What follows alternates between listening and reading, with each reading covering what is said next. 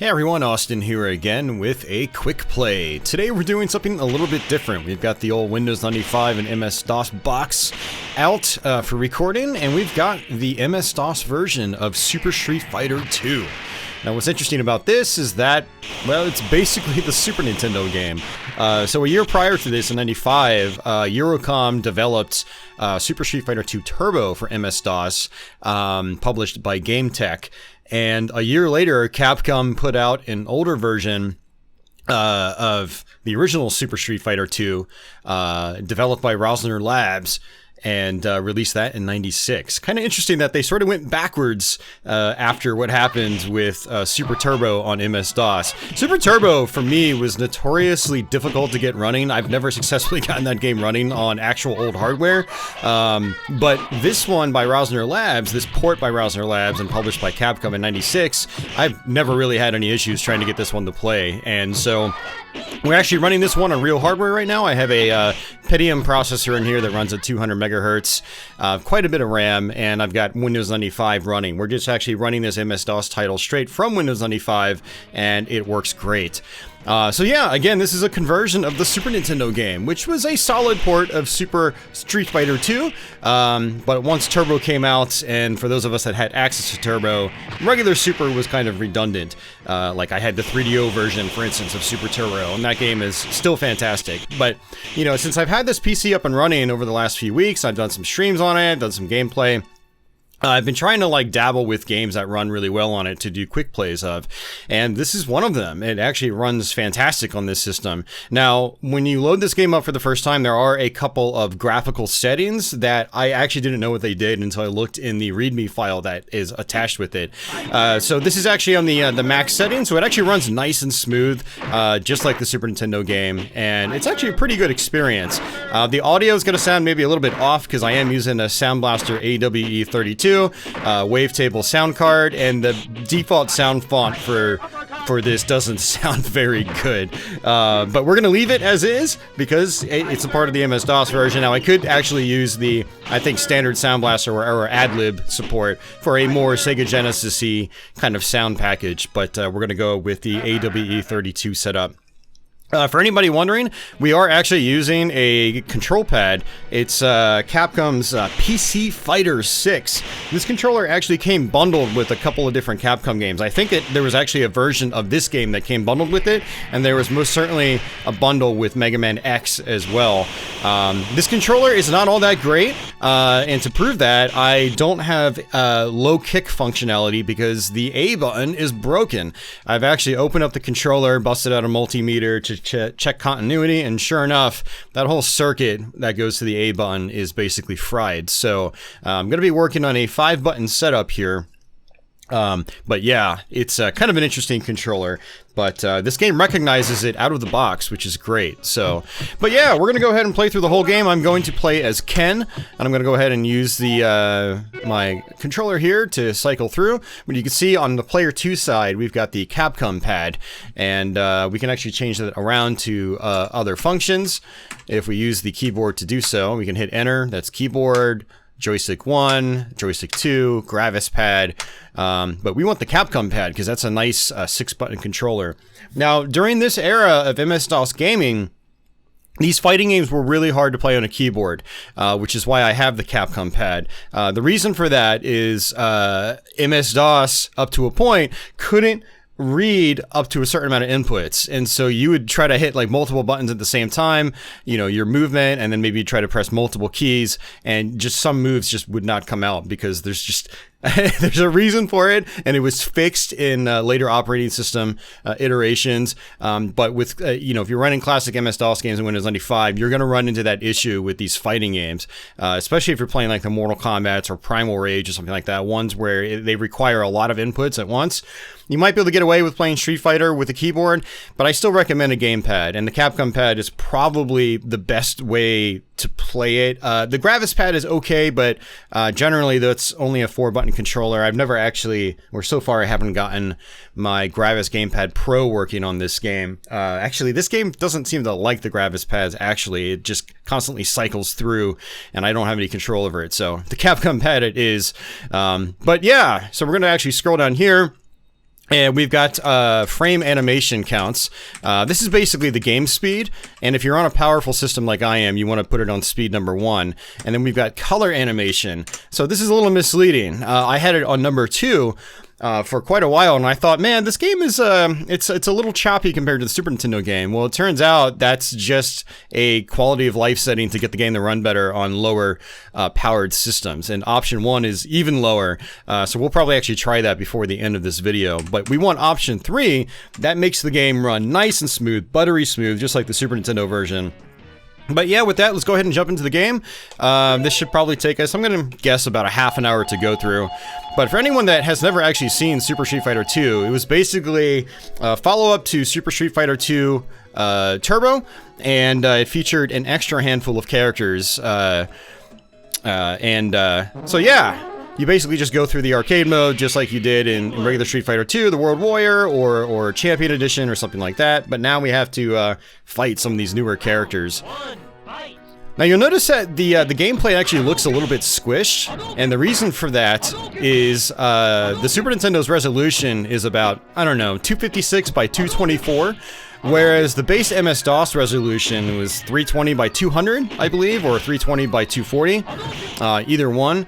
And so they're taking the Super Nintendo assets and kind of blowing them up to that DOS resolution, and everything looks squished as a result. So that's just a part of this version of the game. You kind of get used to it.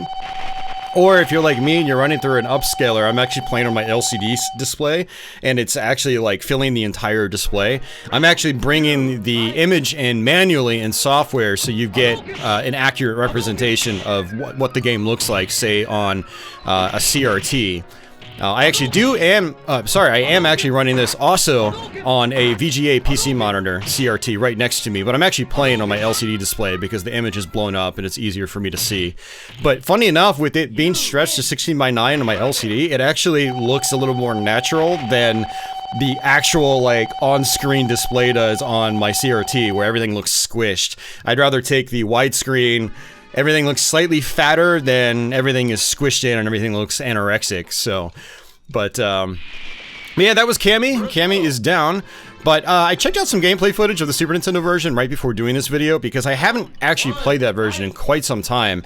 And this seems very faithful. All the art assets look, you know, pretty much the same. And the frame rate is about the same as well when you've got it on the Animation 3 setting.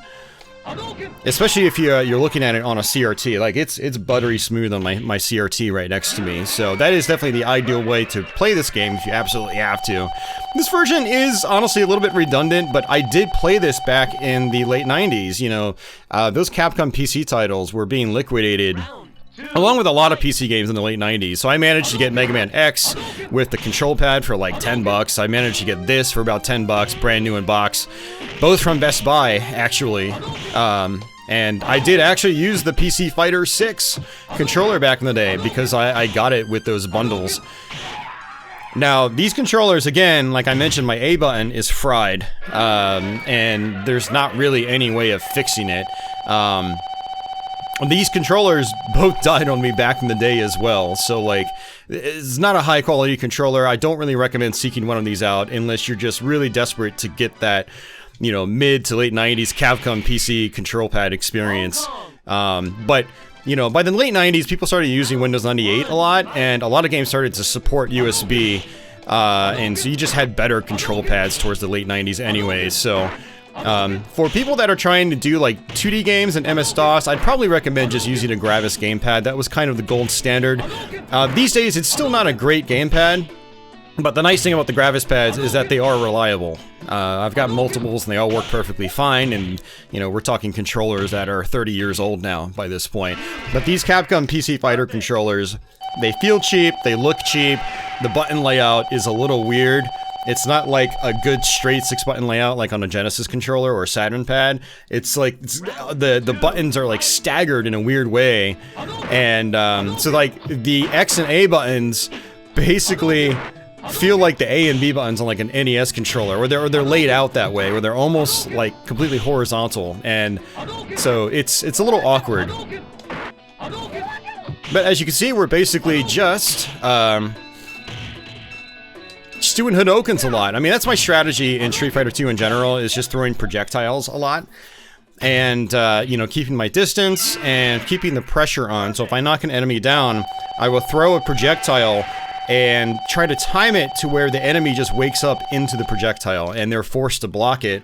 Or if they don't block it, they take damage. And the projectiles can do decent damage in this game.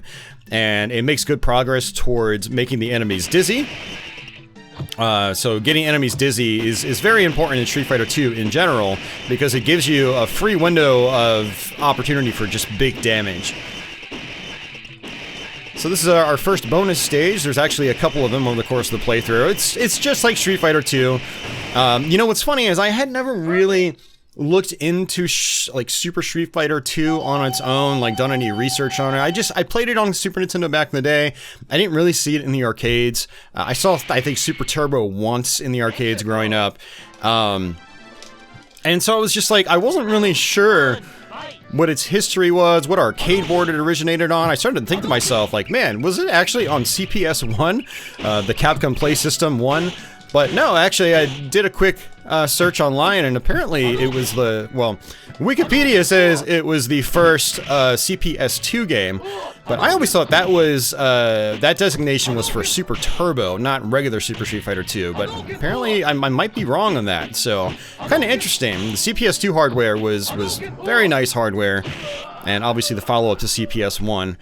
Now, I mean, both CPS-1 and CPS-2, like, just such great, colorful games. Lots of the games were really well designed as well, and they have held up quite nicely over the years with, you know, their attention to detail and visuals, their sound quality, and, you know, just the games generally being fun. Lots of good fighting games on those platforms as well, many of which hold up well as well.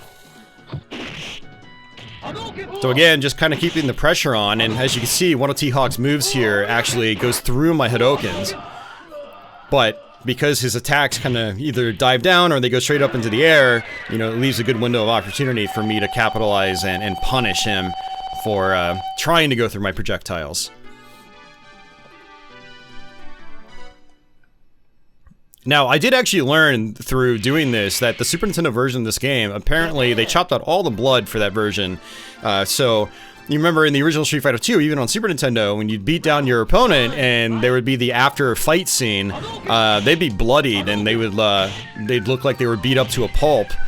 And the Super Nintendo version of Super Street Fighter 2 got rid of that stuff, while the Genesis version retained it, apparently. And because this is based on the Super Nintendo version of the game, it also doesn't have the blood. So, kind of interesting. What we might actually have to do after this, too, is exit the game and try just the regular Sound Blaster support, because the sound font from my AWE32 card here, it's not working well with this game. Mega Man X was the exact same way, where I actually preferred playing Mega Man X with just ad-lib or Sound Blaster support. And that still didn't sound great, but it was better than these really high-pitched sounds. Alright, got a Dizzy. Now, Ryu here in this version can actually get really aggressive. I actually did a practice run right before this, just to make sure I could actually work my way through the game. And he was, he just got crazy hard.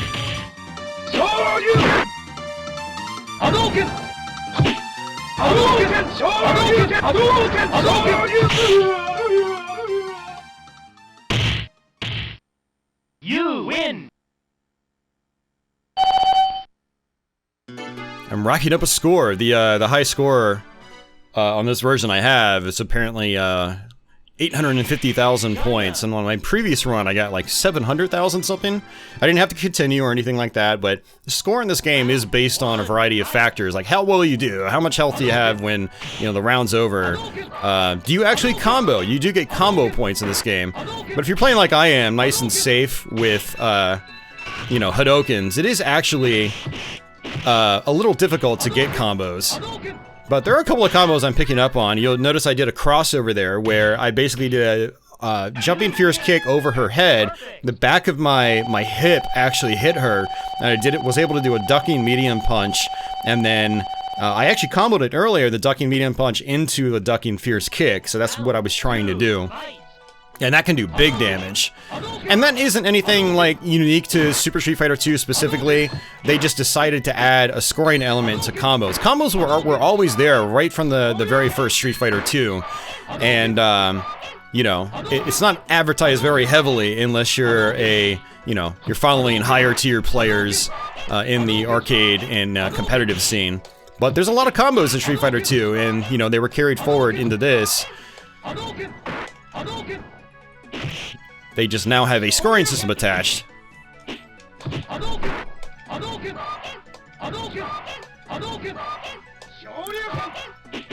This is where Chun-Li's projectile attack, it looks much larger than it does in previous Street Fighter 2 games, where it was just like this little fireball. So, it's kind of interesting. And now it doesn't go all the way across the screen sometimes. I'm not sure if it's dependent on, you know, the strength of her attack that she's using when she's doing it. I don't play as Chun-Li much. For me, my main characters have always been Ken and Guile. And I was really tempted to actually play as Guile on this playthrough, but figured I'd stick with the tried and true, you know, since I did actually do a full run with just Ken. But yeah, we didn't get much time bonus points because time ran out. And another bonus stage. So if you're playing as Ken, I mean, it's just use your fierce kick. You get 2 hits, it does a lot of damage.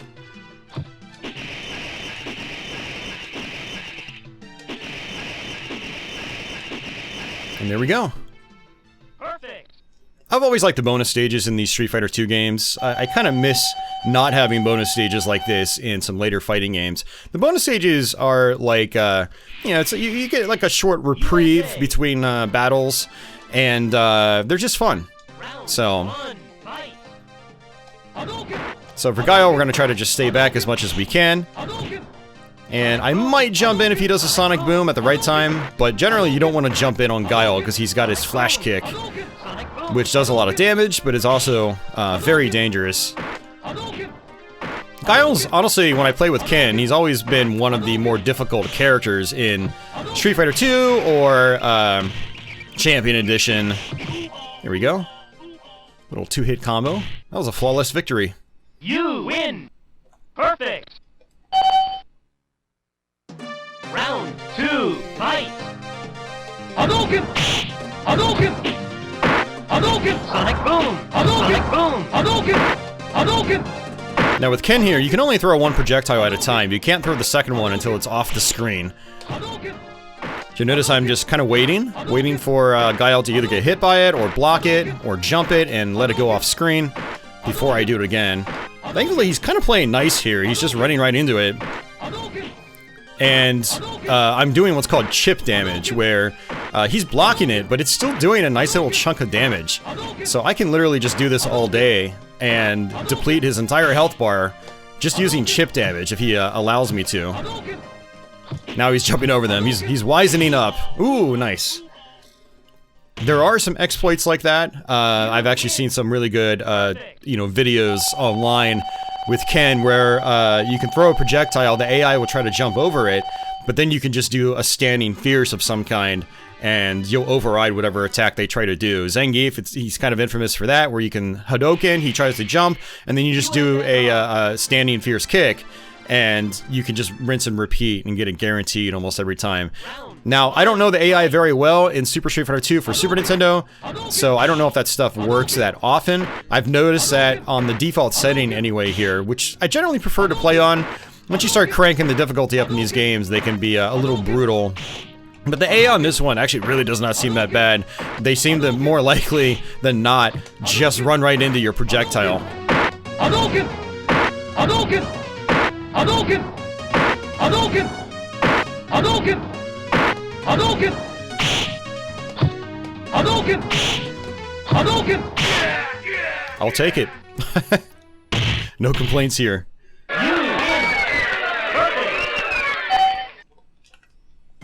Round 2, fight! Hadouken! Hadouken! And just rinse and repeat. Hadouken! Hadouken! Hadouken! Now, if for some reason you've never played Street Fighter 2, Your projectiles, how fast they are, or some of their properties are dependent on the strength of the attack that you use. So for what I'm doing here with Ken, and doing quarter circle forward, so down to forward and then weak punch, it's doing the slowest Hadoken. That's what his projectile is called. But if I use medium punch, it goes a little bit faster, and if I do fierce punch, it goes even faster. Now, I like the weak one because it kind of lingers out, and they've got a, you know, a lot of times in this version, they'll just end up blocking it, where if I use a faster one, they might be programmed to jump it more likely than not. So, I really like just using the weakest for the most part, but sometimes, depending on how far away I am, and I want that projectile to be on top of them when they get up, I might use a stronger one, so the projectile goes over faster. But look at him, like, just blocking it, and he's getting pushed back every time. So again, that just kind of keeps the pressure on. This is... wow. Now, Balrog here, he can actually be really aggressive, and sometimes you can sit in the corner and just do ducking medium kicks, and a lot of times he'll just run right into it. He keeps trying to do his charge attack. Ooh, right through it. Now, he made a mistake. He sat right on top of me, so when enemies sit right on top of you in this game, you can just hold back or forward and press one of the fierce attacks, and you'll pretty much do a guaranteed throw, and throws do tons of damage in this game. Like, lots of damage. Hadouken! Hadouken! Hadouken! Hadouken! Hadouken! Hadouken! Hadouken! Hadouken! Hadouken! Hadouken! Hadouken! Hadouken! Hadouken! Hadouken! Hadouken! Now, Ken does have his Shoryuken, which is his noteworthy uppercut move, but when I'm facing the left-hand side, I find that it's really, really difficult for me to do on this control pad. It's like the buttons just don't want to register, or the D-pad just doesn't want to register. So, I generally don't rely on that in this version. It's mostly just because of a control issue. Again, this PC Fighter 6 is not a fantastic controller, by any stretch of the imagination.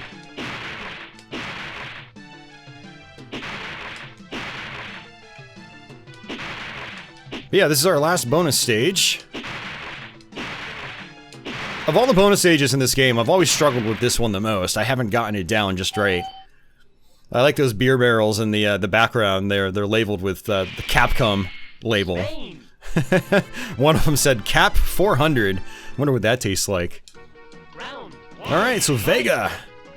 Vega has always been one of the more challenging characters for me. So we'll see what happens here. Hadouken! Hadouken! Hadouken! Hadouken! Hadouken! Hadouken! Hadouken! Hadouken! Hadouken! Hadouken! Hadouken! Hadouken! Hadouken! Hadouken! Hadouken! Got him. Yeah, at this rate I'm going to beat that high score, which is cool. I don't even know what a good score is in this game. It's just, I saw that sitting there at me, and I was not able to beat it my last run. So it'll be nice to knock that down. Looks like we actually just got it, which is cool. That is one of the cool things about the MS-DOS version of this game. The Super Nintendo version does not save your scores, so they reset every time you power off the cartridge.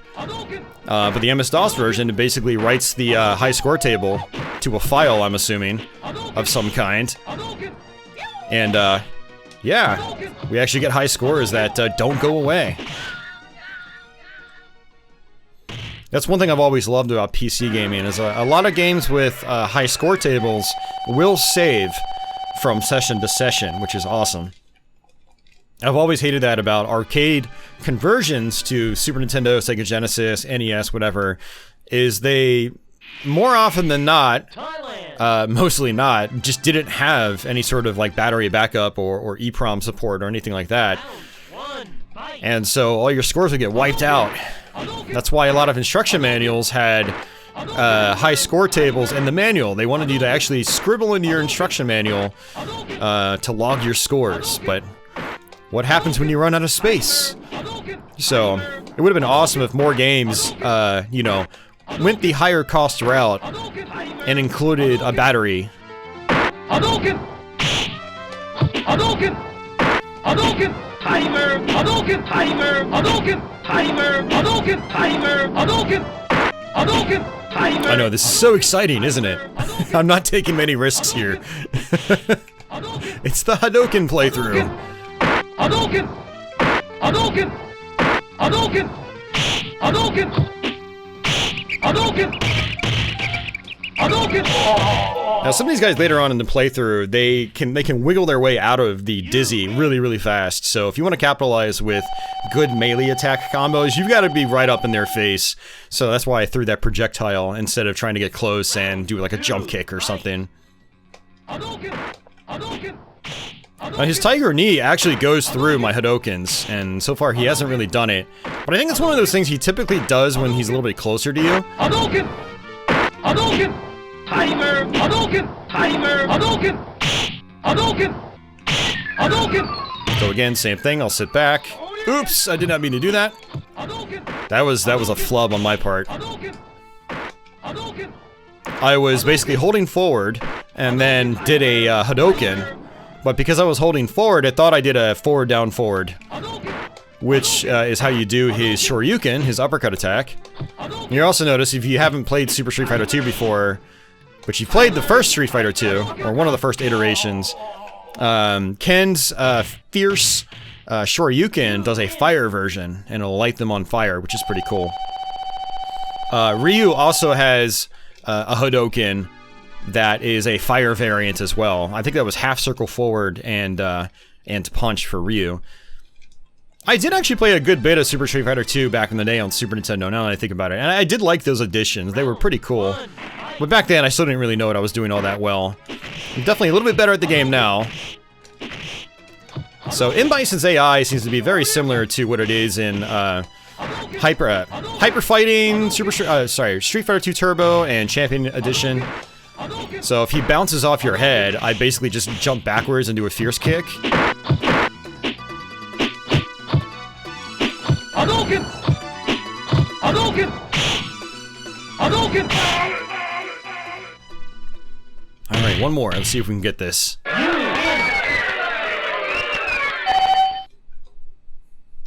Round 2, fight! See, just like that. Hadouken! Hadouken! Hadouken! Hadouken! So I can sort of bait him in with the Hadouken. He'll try to jump over it sometimes. Hadouken! And if he doesn't, he just blocks it. That's fine. Hadouken! Hadouken! Because I'm doing chip damage. Hadouken! He's not doing the second part to that. I think he's on to me. That's fine. Hadouken!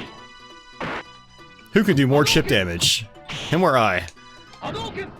Hadouken! Hadouken! There we go. Hadouken! Hadouken! Hadouken! And again, just taking advantage of AI exploits. The AI in the Street Fighter games can be really difficult. But there are loopholes for just about every character in the game. And that's one of them for M. Bison that I found out. So alright, this is Ken's ending. The endings in this game are pretty short.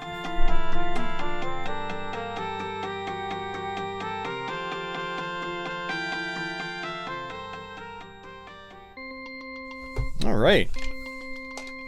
And to enter your initials, it's just like in the Super Nintendo game. And if for some reason you wanted to pause the game, it's whatever the start key was on the keyboard. Because this PC Fighter 6 only has 6 buttons, there is no start button on it.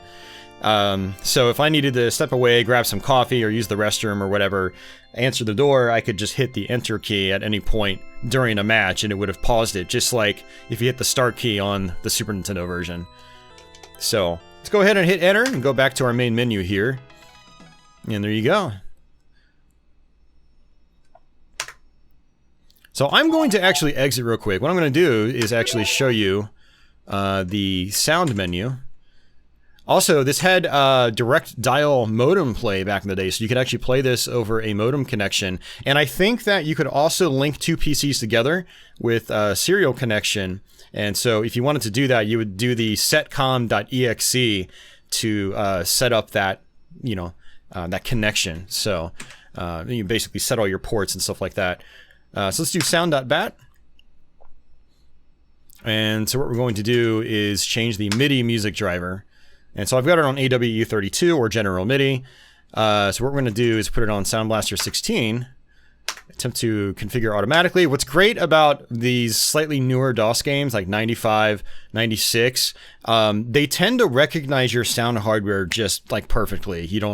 Older DOS titles sometimes would have lots of issues. You'd have to know your IRQs and DMAs and stuff like that.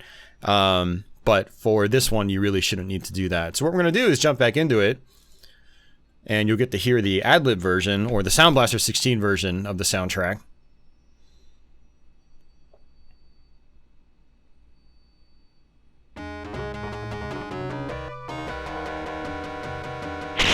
Still not great, but it's different. Alright, so what I wanted to do is go back to options. And what we're going to do is actually change the color animation to 2. And we will do this. We'll do a quick round here.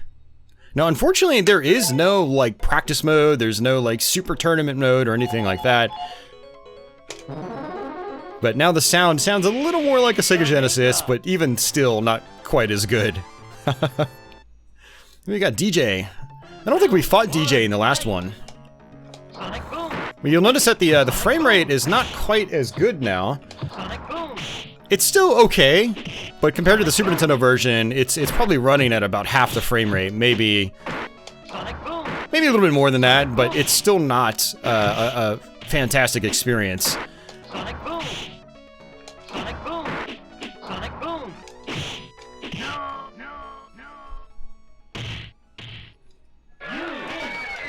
But again, this was for if you were running this game on a PC that wasn't powerful enough, you could lower the amount of frames of animation and stuff like that, and get the game running a little bit better in your system. But compared to the console versions, it wasn't really ideal. I feel like you had a choice today to play this version or the Super Nintendo version. You'd probably pick the Super Nintendo version, 10 out of 10 times. I mean, there's not really a whole lot of reason to play this one unless you're a little nostalgic for it.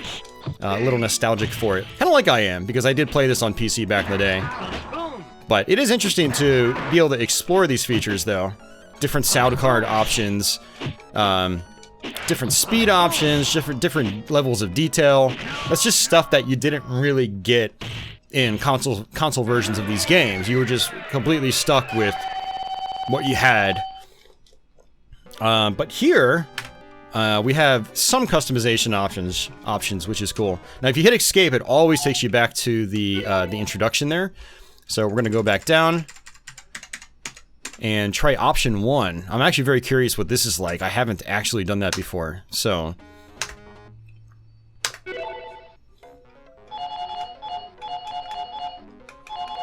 we'll do Fei Long. I haven't played Fei Long in a long time.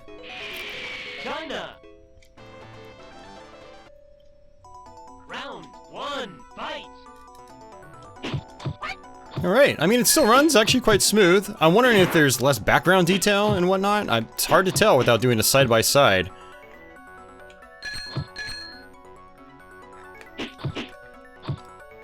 It's actually pretty smooth on my CRT here in terms of frame rate.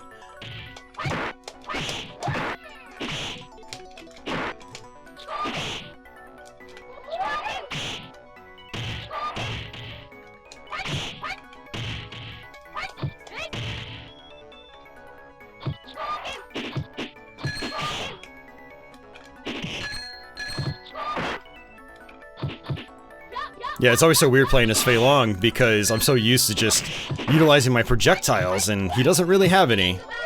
It's all about his spinning kick, which is more like an anti-air, but also his quarter circle forward punch, which does like a 3-punch combo if you do it just right. It's kind of like Yang in Street Fighter 3, But let's actually put the frame animation all the way up, and this is gonna, I think, speed the game up like crazy.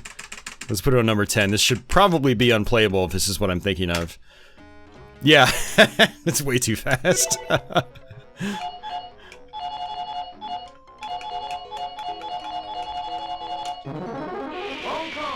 Oh yeah, way too fast. Look at him. But again, like you would set that up if you're on a system that just ran way too slow. So if you're playing on a system like I am with a you know, Pentium processor, you would want to leave it on speed number 1 or animation setting number 1. Woo! Won by a technicality. Yeah, so that, guys, is Super Street Fighter 2, the new challengers for MS-DOS. It's kind of cool actually being able to show this one off, because there's lots of videos of like all the other versions of the game out there, but not a whole lot of coverage regarding the MS-DOS version. Sadly, I actually don't have the jewel case for this game, and so I don't have the instruction manual, and so it actually took me some digging just to figure out who actually made this. There's a Wikipedia article about Super Street Fighter 2, and they incorrectly stated that Eurocom created this version of the game. It's partially true, because they created Super Street Fighter 2 Turbo, but that came out before this, and this version was created by Rosner Labs. Basically the same set of guys that did the original 2 Mega Man games on MS-DOS. They did the Mega Man X port to MS-DOS, and they did a couple of other licensed titles, apparently, to MS-DOS as well. So, but yeah, this is a Rosner Labs conversion, and overall they did a pretty good job on this one. The sound, unfortunately, is not that great, but I could probably end up affecting that by like loading a completely different sound font to my sound card, so that's partially in my control as well. But out of the box with this sound card, the game doesn't really sound all that great. The sound effects are perfectly fine, and the gameplay is quite solid as well. You know, the game runs really smoothly if you've got the right set of hardware, and so yeah, it was actually not a bad way to play this game back in the day if you didn't have consoles. Say you were just a PC gamer, this, you know, really wasn't a bad version of the game. It's pretty smooth, it played well if you had the right control setup, and yeah, it's Super Street Fighter 2, so... But yeah, that's going to do it for me, guys. Hopefully you guys enjoyed this video, and this was something a little bit different, you know, doing a retro PC hardware video. But yeah, glad to have finally been able to show this one off. So if you're new to my channel, consider subscribing. I've got a lot of videos like this and many more to come. For everyone already subbed, thanks as always for your continued support. If you've got a moment, please give the video a thumbs up. And if you got some curious friends about these retro PC ports of console games, feel free to share this video with people that you think might be interested, just to see what the game's like. So, but yeah, thanks a lot, guys, for watching. I'll catch you soon, and until the next one, take it easy.